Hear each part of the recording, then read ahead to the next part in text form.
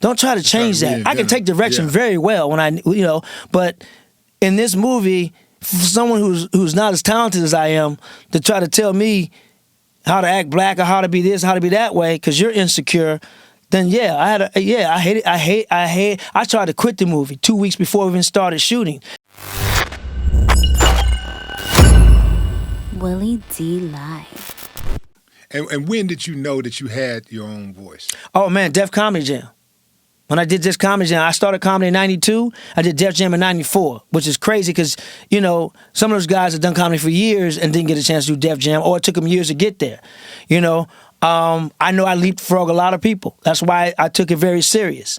So when I did Def Jam, man, that was one of the greatest feelings, I think, to this day, man, because it's New York City. You know New York. They don't just laugh at anybody. It's cold outside. People would stand in line for the taping for hours and got in. So now you got to come out there and make them laugh. Mm-hmm. And the first Def Jam I do a knock-knock joke. My first TV appearance ever, I do a knock-knock joke. And I did a knock-knock joke just to warm them up. And then I was going to have them cut it, and then but no, it killed so hard. I made them keep it. But that was it. And then once I got off stage, and when I did Def Comedy Jam, I was still a production assistant on the Martin Show, a gopher.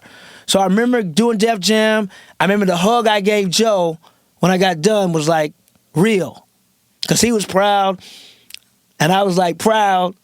Did he tell you he was proud? No, I could tell in the hug. Okay. I'm getting emotional now. I'm thinking about it. Yeah. But I could tell in the hug, he was like, yeah, did it. Because, his reputation's on the line, too. Right. And I remember going next door. It was an Irish pub next door. And I called back to the set of Martin, to one of the other guys who's my good friend, Vidal. Shout out to Vidal. And I called him and said, man, I did it. I killed. I ripped it. And then I hung up the phone, and I was like, wow. And because once I found out I was doing Def Jam, once Bob Sumner was like, you're doing Def Jam. He told Joe, your brother's ready. I do these fast, right? So I gave up meat, I gave up alcohol, and I was in comedy clubs every night, just grinding, because I knew I had leapfrogged a lot of people who deserved to be on Def Jam before I did. Damn, you gave up alcohol and eat meat. And meat. Yeah, man. In the comedy clubs and fucking. every night? I gave up, and fucking. Oh, man. So I gave up it all because I wanted to focus on this set. I knew I had gotten an opportunity not a lot of comics would get, especially doing comedy only 2 years. Mm-hmm. So I was in comedy clubs every night, sometimes 3 times a night, going to comedy clubs 7 days a week, grinding, doing my runs on the Martin Show, and going to comedy clubs at night, writing during the day, because I knew that opportunity was too important. You never get a second chance to make a first impression. And because I leapfrog a lot of people, I wasn't going to fuck this up. You know what I mean? So I made sure I grinded, and that set was perfect. And when I got to Def Jam, I had the confidence to go on stage and do what I did. Man, you always seem confident in the roles that you play in film and television, and you always kill it.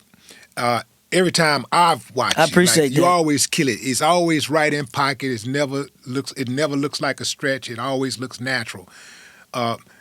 Have there been a role that you played where you felt that you did not kill it? Oh, yeah. The Animal. Yeah? Yeah, fucking Animal. Fucking Rob Schneider, man. This little insecure little bitch.